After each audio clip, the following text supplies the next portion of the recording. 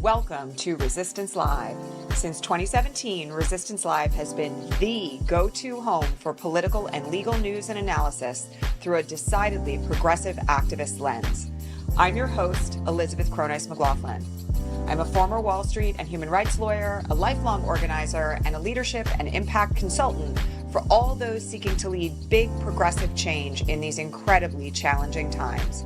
To get bonus broadcasts, ask questions, and more, don't forget to become a paid subscriber to the show at patreon.com/resistancelive. And to learn more about what we do to help progressive leaders everywhere, check out GaiaLeadershipProject.com. And now, here's today's show. Hi, everybody. Welcome to the show. It's the 22nd of January, 2026. And the news is breaking fast and furious today. I know many of you are already watching the Jack Smith testimony, which just began. We'll talk about that very briefly, but I'll have a lot more to cover on that tomorrow. I do want to note that today is a convening of clergy in Minneapolis in opposition to ICE. And tomorrow is the general strike Minnesota-wide. I have mentioned this repeatedly, but it's really important right now to support all people in Minneapolis. Tomorrow is a no work, no school, no leave the home kind of day in objection to ICE's continued extremely violent and escalating invasion of Minneapolis. So let's talk about this little boy. My heart is just broken about this. I mean, you all know I was deeply involved in opposition to family separation during the first Trump administration and was part of an organizing team for what ended up being an 800-city mass mobilization against Trump in 2019. And this situation, this is not a situation where, a family was separated coming over the border. This is literally a situation where they took a 5-year-old boy and used him as bait outside of his house to kidnap both that child and his father, and then send the 5-year-old to a concentration camp in Texas alone. They sent a 5-year-old boy to a concentration camp in Texas alone. And I have to, just to add some context to this, yesterday and the day before, we saw these crazy press briefings by Greg Bovino and Donald Trump, where they were flipping through these pieces of paper that claimed to include the identities and crimes of people that they had detained in Minneapolis. It was, maybe a handful. Nobody that I know has validated that. But their aim has been to say, oh, no, we're taking dangerous criminals off the street. And now we have a 5-year-old boy in a bright blue puppy dog hat, having been arrested and kidnapped by ICE, taken from his parents and sent alone to a concentration camp. That is who they are, and it is getting worse. I'm not alone in saying this, but I will tell you that I think every single time that they have invaded a city, it has gotten worse. They have gotten more lawless. They have gotten more violent. The murder of Renee Good and the subsequent shooting of 2 more Minneapolis residents is just one example of this. Kidnapping a 5-year-old boy and sending him to a concentration camp is beyond the pale. Using that child as bait to get to his dad. And this is on top of video footage that was discussed on Chris Hayes, where a 16-year-old boy and his father were rammed repeatedly by ICE vehicles until the father was kidnapped and the 16-year-old boy was beaten to a pulp, had to be hospitalized. There were concerns about his neck having been choked and potentially permanently damaged. We are seeing just an insane escalation of violence. And I just have to say this, I know there's some back and forth on the Patreon feed this morning about the funding of ICE. So let me just say this, okay? We have seen a much larger group of Democrats, honestly, than I have expected, come out against voting for any continuing resolution, any mini omnibus or full omnibus funding bill that provides any more funding to ICE, CBP, or the Department of Homeland Security. There is a growing swath of congresspeople who have taken that stand. And so I have to remind you all that your voices really do matter here. It is critically important to continue calling your reps including Democrats, including MAGA, and demanding no more funding for ICE and CBP. And you can tack on the Department of Homeland Security if you would care to. I happen to think that the whole agency has to be disbanded entirely. So, we have a budget vote coming up. I do want to remind people that it is not set in stone. The government can be shut down. And that is something that we all need to be urging right now from our Democratic reps and from anybody else who actually cares about humanity, because enough is really enough. And please support the strike tomorrow in Minneapolis. There are strike funds and donation lists circulating on the internet. There are some that I have posted on my Blue Sky. You may have to scroll down a bit to find them, but you can also Google those. Making donations to organizations that are providing groceries, supplies, protection, dog walking services, laundry services, school escorts, all of it. They really do need money, and it's critical that if you have some, you can prepare for that. You can donate for that, rather. One other thing I just wanted to mention is there are a lot of reports on the ground from Minneapolis, and I have to say that this is an absolute silver lining, but that the organizing in Minneapolis right now is off the charts. And they are seeing people who are identified as Republicans showing up to guard their neighbors against ICE, running patrols in local neighborhoods, people who have literally never been involved in any form of political action before. They're filling church basements and school gymnasiums with people who are showing up, asking how they can help. And this organizing, as it stands, is very unusual. There's a really important thread actually about this morning on Blue Sky, because it is decentralized. These are not people, we've discussed this now, I have to say, like, we're coming up on our 9th year anniversary here in 6 days, right? We have discussed this repeatedly on this broadcast, that decentralized organizing, not waiting for saviors to step in and do the work for you, is the thing that actually will save us from this administration. And that is exactly what we're seeing in Minneapolis.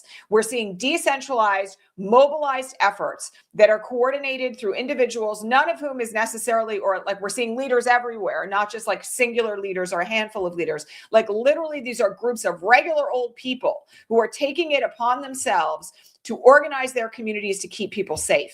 And I want people to just understand that the kind of organizing that's happening in Minneapolis is reported to be more substantial than we have seen anywhere in American history. And so I just want to shout out everyone in Minneapolis who is a part of that. We have a number of people in Minneapolis who follow here literally every day. We have clients in the Minneapolis area that we work with at the Gaia Leadership Project. And these folks are really in it. And they're also simultaneously doing the most incredible organizing work right now against this violence and harm that we've ever seen. That includes people who literally are chasing ICE vehicles down the street, honking their horns, guarding their neighbors on corners so they can alert their neighbors if ICE is coming. And then all of the support services that we have seen, they're documenting everything. The reports right now are that individuals in Minneapolis are seeing, in their own neighborhoods, 1 to 2 abductions a day on their own block. It is literally a war zone. And the people of Minneapolis are the only people right now, because we are not seeing the rollout of the National Guard by Tim Walz. We're not seeing an attempt by Mayor Fry or the mayor of St. Paul to intervene in any of this in any real substantial way that would protect citizens. This is people doing it on their own. All right. And I just have to say, for those of you who are in it, I'm super proud of you. Keep it up. We see you. We love you. You're doing great work. I want people also to be aware, because there's a lot of mixed reporting about this and confusion. That there was a breaking news story yesterday through an ICE whistleblower that has blown the lid off what's actually happening inside of ICE. So for those who don't understand how this works, let me back up for a second and let's talk about the Fourth Amendment. The Fourth Amendment of the U.S. Constitution protects against unlawful searches and seizures. And essentially one of the principles that it stands for, that has been established through hundreds of years of litigation and case law, is that law enforcement cannot come onto private property without a warrant. Okay, so that is one reason why when we talked about red cards last year, when we talked about how to advise your neighbors who may be targets for ICE, how to stop ICE from getting to them, one of the things that we have talked about is that ICE has to have a judicial warrant to enter people's homes. Well, it turns out that we learned yesterday through a leaked internal memo from inside ICE that ICE has been advising officers that they do not, in fact, have to abide by the Fourth Amendment,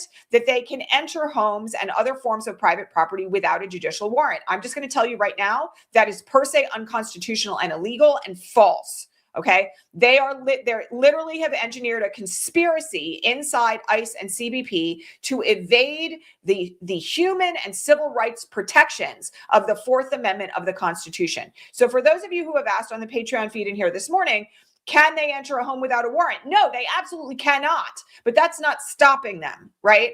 And that is one reason why, when we think about what has to happen to repair all of this, there is going to need to be extreme legal accountability for the people who have organized this from the top. Now, I have to remind all of you, because we talked about it last week, that there is this thing called qualified immunity for officers. Okay, that is not in a criminal context, that is in a civil context.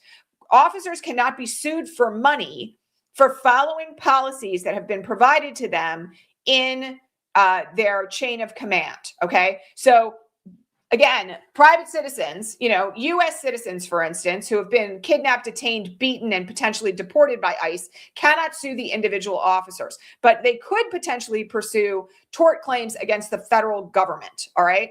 And that, again, I have to remind everybody, we've talked about this hundreds of times here, goes through the Federal Tort Claims Act, which requires going first through the Office of Management and Budget, which is, of course, run by Russ Vought. So it's a very hard and lengthy process to seek civil damages against the federal government. Criminal conduct is a different thing.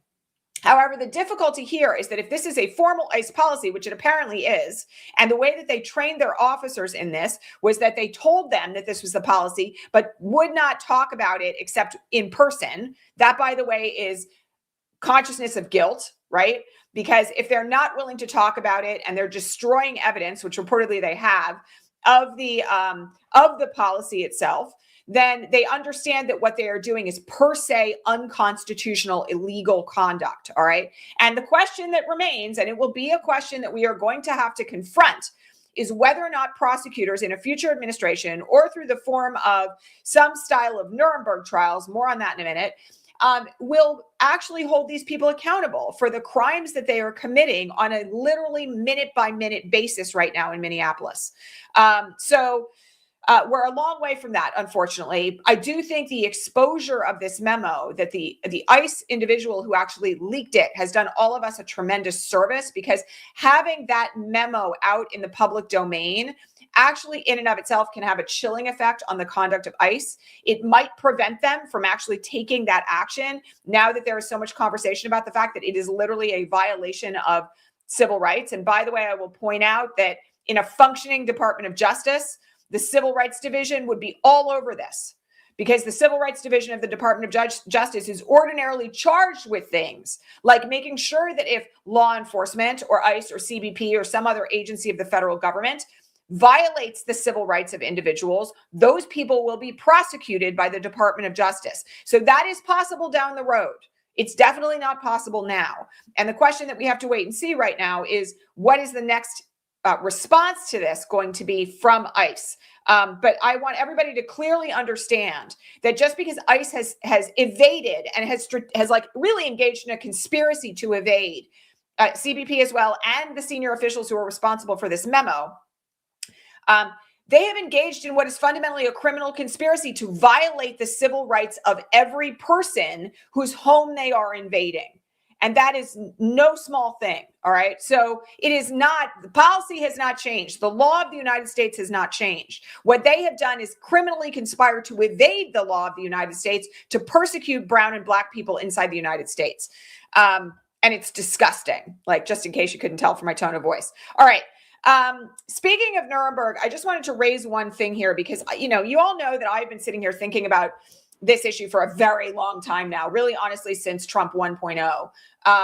And I have mentioned here before and talked at length here before about my own litigation experience in front of the 9/11 Victims Compensation Fund. Just to back up for a second for people who don't understand how this worked, the U.S. Congress, in the wake of 9/11, created an entire new judicial body to provide compensation to the families of people who died on 9/11 and to first responders who experienced physical harm and sometimes a resulting death as a result of their work at the Twin Towers, the Pentagon, etc. And the case was litigated in front of a specially appointed, all the cases, but my case as well, were litigated in front of a special master who was appointed by the federal government to administer those funds and make rulings as to the viability of the case, the amount of money that should be paid, the end result of that, depending on various factors. There's a lot of actuarial evidence about how long people might have lived and if they were married and if they had children, et cetera, et cetera. And all of that evidence had to be presented. And then the special master would make a ruling and money would be awarded. The reason why I'm mentioning this is because there are precursor types of judicial bodies that have been historically created by the U.S. Congress that could potentially be a model for our own version of that going forward, albeit in a criminal format rather than more of a civil format, which was what the 9/11 Victims Compensation Fund was. And of course, we have models from other places, not just from the aftermath of Nazi Germany. We have the Truth and Reconciliation Commission in South Africa that dealt with the aftermath of apartheid. We have various other examples of this coming out of civil and human rights crimes in various nations. And so I'm exploring this. I mentioned this last night on Blue Skies, that I think actually there's a project to be undertaken by lawyers who care. Like, for instance, my friends at Lawyers for Good Government, who I've actually reached out about this morning, to the effect that model legislation could be drafted now. And I think actually there may even be an entryway for some organizing on this, because if we had model legislation written to create some form of a criminal tribunal in the aftermath of the Trump administration. And, by the way, I'm just going to point out that could pass a House and a Senate if we win in November. And even if it's vetoed by Trump, if we had 2/3 majority override, which we might be able to get to in certain circumstances, that would allow for that body to be put into place. And so there's a long-term strategy about this that lawyers need to be thinking about now. But the first step, of course, would be drafting model legislation that could then be shoved in the faces of Democrats, many of our recalcitrant, feckless leaders, who I'm really upset with right now, to try to force their hand at what they're willing to do in the context of accountability. So all of this is very important. All right. Jack Smith is testifying as we speak. He had barely been able to get a word in edgewise this morning, but I will so far, because Jim Jordan is being Jim Jordan. But I will point out that there is substantial statements from Jamie Raskin and others that have been really strong. And I don't think we're going to get any kind of like big new revelations today out of Jack Smith. I think the significance of his testimony matters, but also I have to remind everybody that a lot of this is posturing.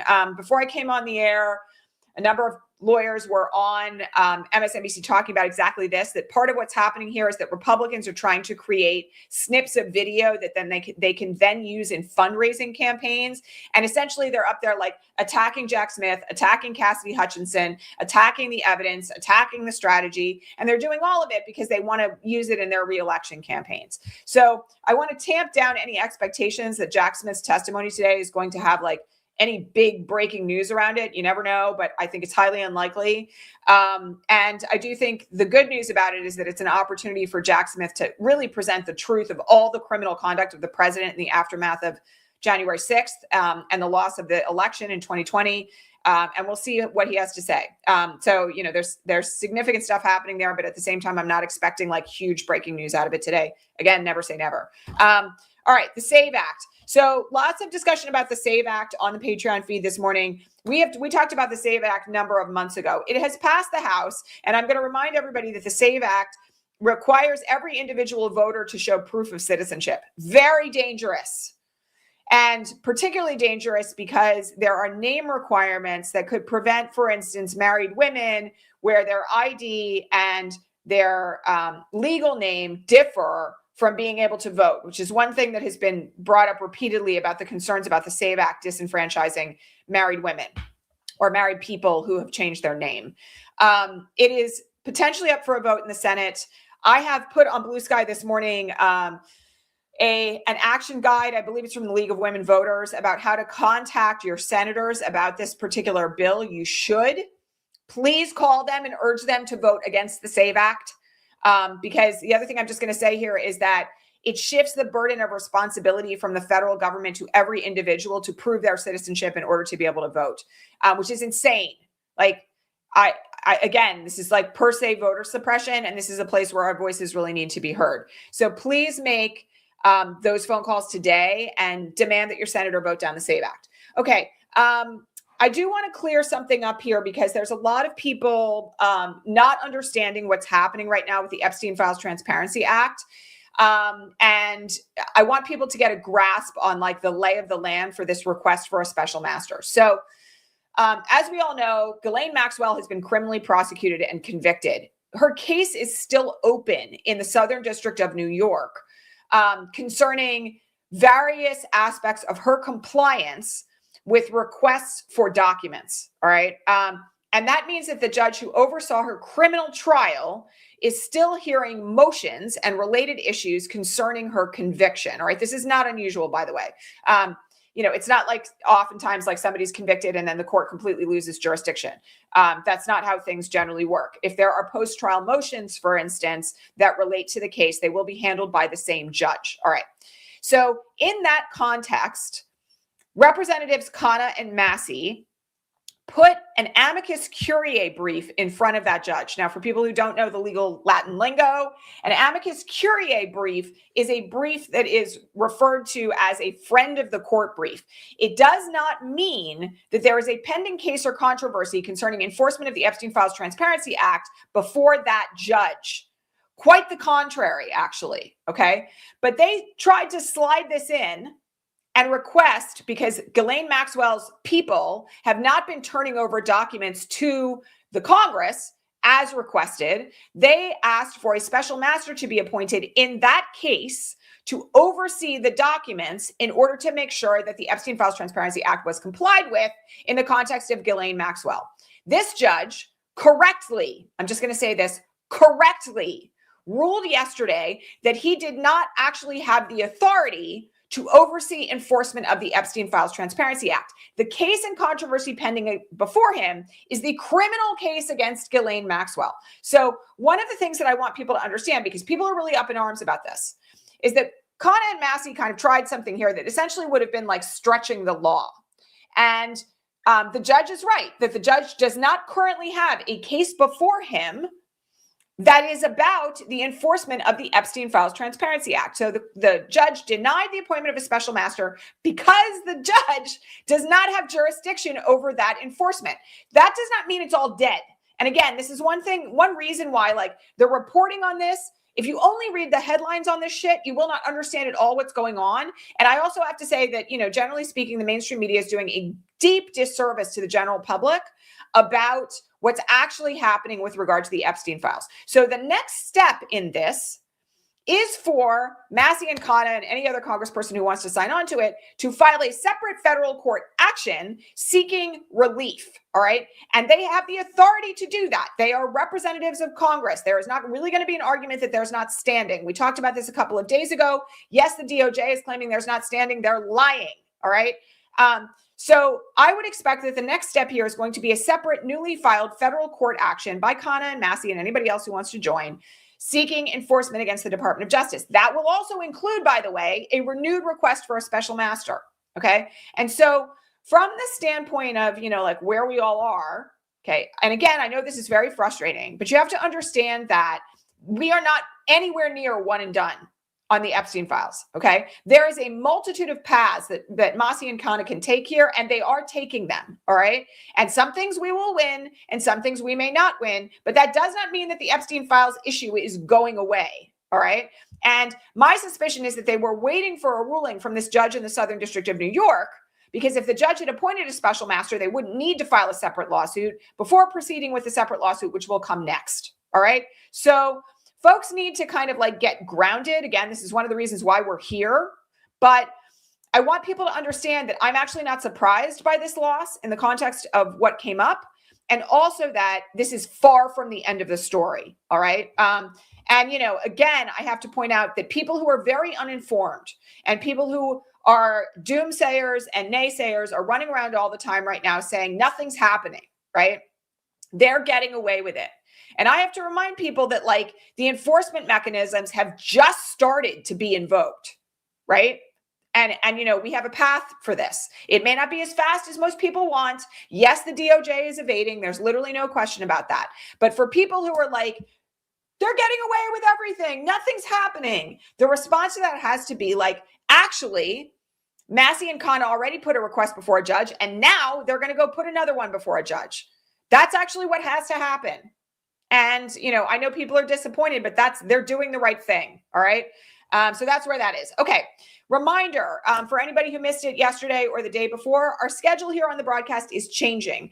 Starting the week of February 2nd, I will be live Monday, Wednesday, and Friday. Our educational videos on our sister channel for the Ripple Effect Institute will move from Mondays to Tuesdays. That is due to some personal health challenges with a family member. And I appreciate all of you being so gracious and kind about it. I also know a lot of you were very pleased to have a Monday broadcast coming back. So we will be live Monday, Wednesday, and Friday starting the first week in February. I want to thank all of you who are supporters of us already. Reminder, you can join us at patreon.com/resistancelive for as little as $5 a month. If you want to ask questions for 3 hours before the broadcast and have me answer them in writing or on the air. And also you get bonus weekly broadcasts with your subscription as well. And you get 10% off annual subscriptions always. All right. Please like this broadcast. Give it a thumbs up. If you're listening on a podcasting platform, please drop us a 5-star review. And I will be back live tomorrow where we doubtless will be talking much more about Jack Smith's testimony. All right, everybody. Thanks so much. Have a great rest of your day. That's our show for today, folks. Thanks so much for being here at Resistance Live. To get more out of the show, including bonus broadcasts, the answers to all your most pressing political and legal questions, and way more, head on over to patreon.com/resistancelive and become a paid subscriber.